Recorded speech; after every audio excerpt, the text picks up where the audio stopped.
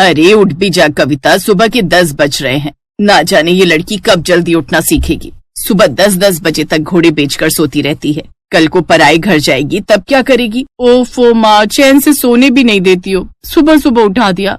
अरे दिन होने को है मैडम, चल उठ और नाश्ता करके बाजार से सब्जी ले आ। माँ मैं नहीं जा रही सब्जी मंडी, मेरे बस की नहीं है ये सब्जी लेना, वैसे भी मुझे छांटने नहीं आती। हे राम, क्या होगा इस लड़की का। मैं तो कहूँ तेरी ऐसे घर में शादी हो जहाँ तुझे ही घर की साग सब्जी लेने जाना पड़े। जब देखो मुंह बनाती रहती है। उठकर नाश्ता कर लियो, तब तक मैं ही जाकर सब्जी ले आती हूँ। कविता दिल्ली यूनिवर्सिटी की फाइनल ईयर की छात्रा थी। उसे अपने ही कॉलेज के लड़के अमर से प्यार हो जाता है। कुछ समय बाद अमर की एक अच्छी कंपनी में नौकरी लग जाती है। फिर सबकी रजामंदी से दोनों की शादी हो जाती है। कविता ब्याह कर अपने ससुराल आ जाती है। कविता के ससुराल में उसके सास ससुर, जेठ जेठानी और ननद होती हैं। शादी के बाद वो अमर के साथ हनीमून के लिए चली जाती है और वापस लौटकर घर गृहस्थी संभाल लेती है, जहाँ उसे मेहता परिवार की एक आदत के बारे में पता चलता है। माँ जी, रोज मैं उस रामू ठेले वाले से सब्जी लेती हूँ, लेकिन अब ये काम ना आप छोटी बहू को सौंप दो। बहू तू कैसी बातें करती है? आरती कविता की अभी नई नई शादी हुई है, फिर कहाँ से ताजी सब्जी के लिए इसको अभी से प्रेशर देना। धीरे धीरे सब सीख जाएगी। अरे वाह माँ जी, ये तो अच्छा है, मेरे लिए भी ऐसा सोच लेती। तब तो आपने नहीं सोचा।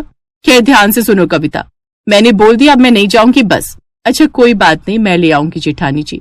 ये हुई ना बात, अब मेरी बात ध्यान से सुन। मोहल्ले में सुबह 4 बजे रामू सब्जी वाला आता है। मोहल्ले की सभी औरतें सुबह 3 बजे से लाइन लगाकर खड़ी हो जाती है नुक्कड़ पर।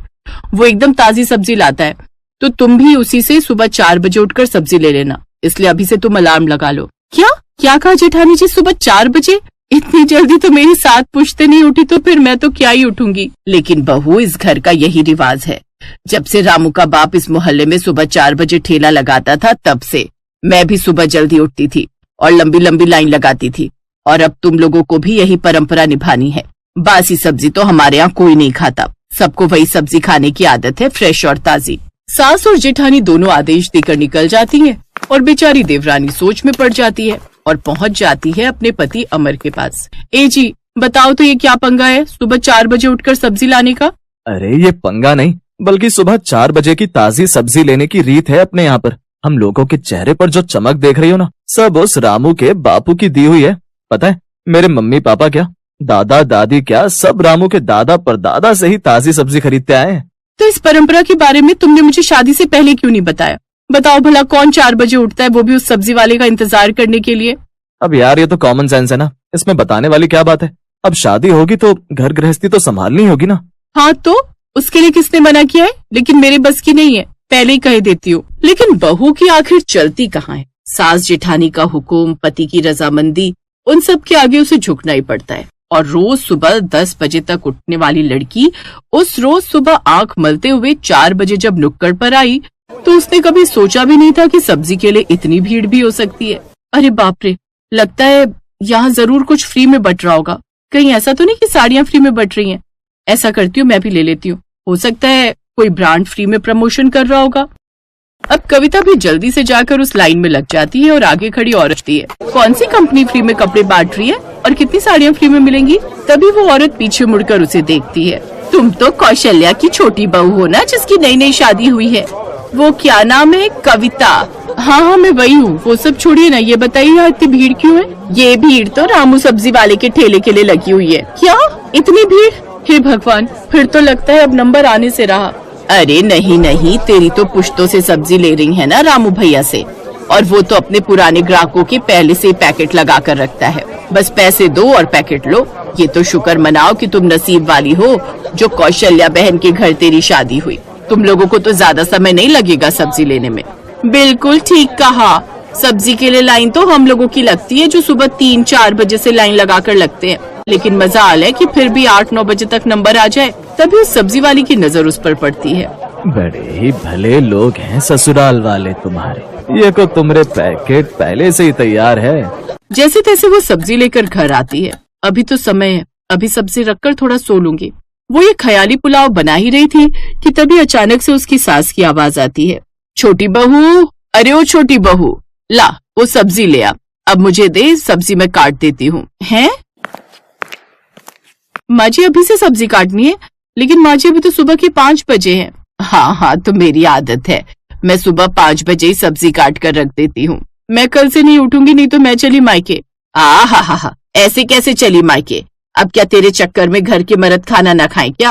अरे तो उनके चक्कर में मैं क्यों सुबह 4 बजे उठूं? मेरे बस की नहीं है। माँ और बीवी की नोकझोंक सुनकर कविता का पति भी वहाँ आ जाता है। ओफो, ये क्या सुबह सुबह इतने हल्ला मचा रखा है। देख तो तेरी बीवी क्या कह रही है। नई है लेकिन जुबान कैंची की तरह चलने लगी है इसकी। कविता तुम अंदर जाओ। अपने पति की बात सुनकर कविता अंदर चली जाती है और अमर अपनी माँ को समझाता है। माँ, उस बेचारे की नई नई शादी हुई है, वो दूसरे घर की लड़की है, भला वो क्यों करेगी ये सब? हाँ, हम तो जैसे इसी घर में पैदा हुए थे, और क्यों नहीं करेगी, करना पड़ेगा उसे ये काम। और तुझे बड़ा जोरू का गुलाम बनने का शौक है ना, तो कल से तू भी सब्जी के लिए उठ जाना। अपनी देवरानी की बगावत देख अब तो जेठानी में भी हिम्मत आ जाती है। माँ जी, मैं अभी जल्दी नहीं उठूंगी और ना ही घर के इतने काम करूंगी। अच्छा बच्चू, उसको देखकर तेरे भी पर निकल आए। इतने सालों से उठ रही थी तब तो कुछ नहीं। अब सास को अपनी बहुओं के उड़ते पर देखकर एक मीटिंग बुलानी पड़ती है, जिसका मुद्दा था सुबह सुबह की ताजी सब्जी।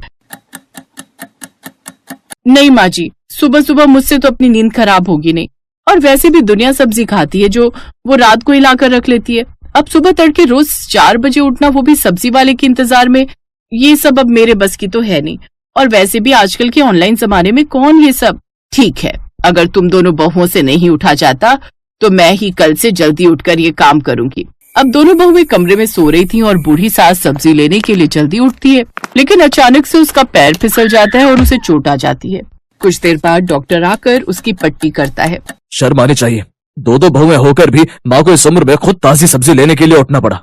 दोनों बहुएं अब बड़ी शर्मिंदा थी और अब वो अपनी सास से माफी मांगती हैं, साथ ही उसका खूब ख्याल रखती हैं। अब दोनों देवरानी जेठानी एक एक दिन बांट लेती हैं। एक दिन जेठानी तो दूसरे दिन देवरानी सुबह सुबह की ताजी सब्जी लेने के लिए उठती हैं।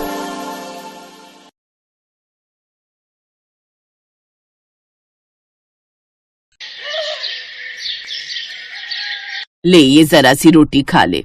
नहीं माँ, मैं नहीं खा सकती, लेट हो रहा है। अरे बस एक रोटी खा लेना।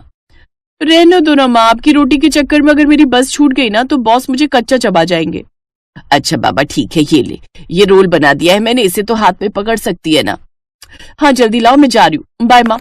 ये कहानी है रोमिता की, जो अपने माँ बाप की इकलौती संतान थी। उसकी माँ नम्रता और पिता नरेश ने उसकी पढ़ाई लिखाई में कोई कसर नहीं छोड़ी थी, और रोमिता कॉलेज टॉप करने के बाद अब एक IT कंपनी में जॉब कर रही थी। फिर उसी शाम, माँ आप पापा की बीवी हो, मेरी नहीं। रोज ऐसे बैठकर मेरा इंतजार क्यों करती हो आप? सो जाया करो ना टाइम से। जब तू माँ बनेगी ना तब तुझे मालूम चलेगा कि अपने बच्चे को देखे बिना माँ की आंखें नहीं लगती। अच्छा पर पहले मेरी शादी तो करवाओ, या ऐसे ही माँ बन जाओ, बताओ। रुक बदमाश कहीं की, अभी बताती हूँ तुझे। रोमिता हंसते हुए अपने कमरे की तरफ जाने लगी, तभी उसके पापा सामने पड़ गए और फिर, अरे अरे क्या हो रहा है भाई? कुछ नहीं पापा, मैंने माँ से कहा कि मेरा हलवा खाने का मन है, तो देखो ना माँ मुझे मारने आ रही हैं। क्या नम्रता, हलवाई तो मांग रही है, बना दो ना उसके लिए, इसमें इतना गुस्सा करने की क्या बात है? रोमिता अपने परिवार की जान थी। वक्त ऐसे ही हंसते खेलते गुजर रहा था और फिर एक दिन, नम्रता जरा इधर आओ। क्या हुआ जी? अरे वो लखनऊ वाले मौसा जी है ना? हाँ, क्या हुआ उन्हें? उन्हें कुछ नहीं हुआ, उनका फोन आया था। रोमिता के लिए एक रिश्ता बताया, कह रहे थे कि खुले विचारों वाला परिवार है, उन्हें लड़की के जॉब करने पर भी कोई आपत्ति नहीं है, और सबसे बड़ी बात वो लोग इसी शहर में रहते हैं। अरे वाह, ये तो बहुत अच्छा रहेगा। क्या अच्छा रहेगा माँ? मुझे नहीं करनी शादी वादी। क्यों भाई, क्यों नहीं करनी शादी तुम्हें? मैं चली जाऊंगी तो आप दोनों का ख्याल कौन रखेगा? तुम रखोगी और कौन रखेगा? अभी तो हमारे हाथ पैर चल रहे हैं, जब हम बूढ़े हो जाएं तो हमसे मिलने आती रहना, और क्या। नहीं पापा, पता नहीं कैसे होंगे वो ससुराल वाले, मुझे कहीं नहीं जाना। ऐसा नहीं कहते पगली, बिटिया तो पराया धन होती है, एक न एक दिन तो उसे ससुराल जाना ही पड़ता है। और पता है जिस जगह से रिश्ता आया है ना, उन्हें तेरे जॉब करने से कोई दिक्कत नहीं है, और तो और वो भी इसी शहर में रहते हैं, तो तुझे जॉब बदलनी भी नहीं पड़ेगी। अब बताओ, अब इससे बढ़कर और क्या चाहिए? रोमिता भी यही चाहती थी कि शादी के बाद भी वो जॉब करती रहे, तो काफी मान मनव्वल के बाद उसने इस रिश्ते के लिए हाँ कर दी। और कुछ दिन बाद रोमिता शादी करके रंजीत के घर आ गई। रंजीत एक फैक्ट्री में मैनेजर था। घर में उसके माँ पिता और एक बहन थी जिसकी शादी अभी नहीं हुई थी। और फिर बहुत किस्मत वाली हो तुम जो तुम्हें हमारे जैसा परिवार मिला। अरे मेरे रंजीत के लिए तो लड़कियों की लाइन लगी हुई थी। अब वैसे ये बताओ तुम कहाँ जॉब करती हो, मतलब कि तुम्हारा ऑफिस कितना दूर है यहाँ से? मम्मी मैं नेस्टेक कंपनी में सॉफ्टवेयर इंजीनियर हूँ, मेरा ऑफिस यहाँ से ज्यादा दूर नहीं है। अच्छा, मेरा रंजीत तो हर महीने 30,000 रुपए कमाता है। वैसे तुम्हारी तनख्वाह कितनी है? 10-15 हजार तो मिल जाते हैं कि नहीं?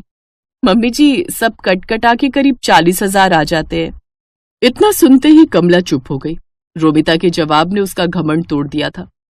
वो आगे कुछ न कह सकी और वहां से चली गई।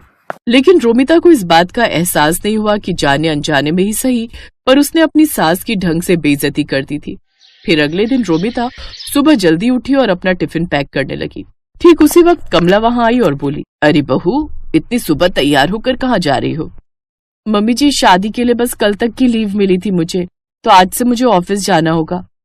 अच्छा, और लौटोगी कब तक? शाम को 6-7 बजे तक। ये कहकर रोमिता वहां से निकल गई। सच ये था कि कमला रोमिता की जॉब से बहुत ज्यादा खुश नहीं थी, लेकिन आता हुआ पैसा किसे बुरा लगता है, इसलिए वो चुप थी। लेकिन उस दिन शाम को रोमिता को घर आने में थोड़ी देर हो गई, लेकिन आते ही वो सीधा खाना बनाने में जुट गई। उसके बाद उसने सारे बर्तन धोए और फिर, कल से थोड़ा पहले घर आ जाना बहू, ठीक है? अब तुम्हारी शादी हो गई है तो घर की जिम्मेदारियां भी तो हैं। अब हर रोज सारा खाना मैं अकेले तो नहीं बनाऊंगी इस उम्र में, है ना? जी माँ जी। कमला रोमिता को सुनाकर वहां से चली गई। वो अगली सुबह जल्दी उठी और ढेर सारा खाना बनाकर ऑफिस चली गई। फिर उसी शाम, ये खाना तो तुमने सुबह बनाया था ना? हाँ मम्मी जी, क्यों पसंद नहीं आया क्या आपको? नहीं ठीक है। उस दिन तो कमला ने रोमिता से कुछ नहीं कहा, लेकिन कमला को ये बात हजम नहीं हो रही थी कि रोमिता क्यों इतनी आसानी से सब मैनेज कर ले रही है। फिर एक दिन कमला ने कलेश फैलाने की ठान ही ली और उसी शाम, देखो बहू, मैंने और रंजीत के पापा ने बहुत कोशिश की, मगर हम इतना एडजस्ट नहीं कर पाएंगे। इन्हें गरम खाना खाने की आदत है, समझी? तो कल से शाम का खाना शाम को ही बनाना, समझी? पर मम्मी जी, अब बहस मत करो मुझसे, जो कह रही हूँ बस वही करो। अपनी सास से डांट खाकर रोमिता बहुत परेशान हो गई। उसे समझ में नहीं आ रहा था कि वो ऑफिस के साथ साथ घर का काम कैसे मैनेज करे। इस चक्कर में वो ऑफिस में भी परेशान रहने लगी। फिर अगले दिन, मम्मी जी मुझे आपसे कुछ बात करनी थी। हाँ बोलो, क्या बात है? वो मैंने रिजाइन कर दिया है, अब कल से मैं ऑफिस नहीं जाऊंगी। अरे पर ऐसा क्यों किया तुमने? क्योंकि ये सब एक साथ मुझसे हो नहीं पा रहा था मम्मी जी। ऑफिस के चक्कर में मैं आप लोगों का ख्याल नहीं रख पा रही थी। अच्छा ठीक है, फिर अब जाओ, जाकर मेरे लिए चाय बना दो। अजीब बात यह थी कि जो कमला हमेशा यही चाहती थी कि रोमिता जॉब छोड़ दे, अब वो उसके जॉब छोड़ने पर भी परेशान थी। लेकिन उसने अपनी परेशानी रोमिता के सामने जाहिर नहीं की। उधर अब रोमिता जल्दी जल्दी काम निपटाकर अच्छे से आराम करती। उसे एक ब्रेक चाहिए था जो अब उसे मिल गया था। पर दूसरी तरफ रोमिता के जॉब छोड़ देने से घर का बजट हिल गया था। रंजीत ने रोमिता की सैलरी के दम पर 2-3 लोन भी ले रखे थे, जिनकी सारी किश्तें अब उसे ही चुकानी पड़ रही थी। सिर्फ एक ही महीने में हालत इतनी खराब हो गई कि लोन चुकाने के लिए रिश्तेदारों से कर्ज लेना पड़ गया। और फिर एक शाम पूरे परिवार के सामने कमला ने अपने दिल पर पत्थर रखकर कहा, वो रोमिता, मुझे बुरा लग रहा है कि तुमने नौकरी छोड़ दी। कोई बात नहीं मम्मी जी। नहीं, अब देखो ना, तुमने इतनी पढ़ाई की, इतने साल काम करके तजुर्बा कमाया, और अब तुम घर बैठी हो, और तुम्हें भी तो अपने ऑफिस की याद आती होगी ना। अब तुम एक काम करो, तुम फिर से नई नौकरी ढूंढो अपने लिए, या फिर अगर पुराने ऑफिस में ही बात बन जाए तो देख लो। ठीक है माँ जी, पर वो खाने का थोड़ा देखना पड़ेगा, मुझसे सारा काम तो नहीं हो पाएगा। अरे नहीं, मैंने सब सोच लिया है। तुम सुबह सब्जी बना जाना, बाकी मैं दोपहर और शाम को रोटियां बना दिया करूंगी, और जब तुम ऑफिस से लौटोगी तो चाय भी बना दूंगी। ठीक है माँ जी, जैसा आप कहें। अगले दिन सुबह सुबह रोमिता अपने मायके पहुंच गई और सीधा जाकर अपनी माँ के गले लग गई। और फिर, क्यों? कहा था ना तेरी सास का घमंड एक दिन जरूर टूटेगा।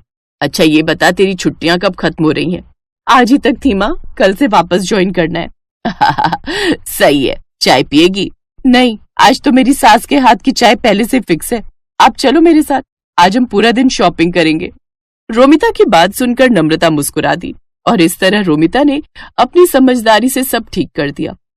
सुबह सुबह खाना बनाकर वो घर के प्रति अपनी जिम्मेदारी भी पूरी कर रही थी और पैसे कमाकर घर के बजट को भी संभाल रही थी।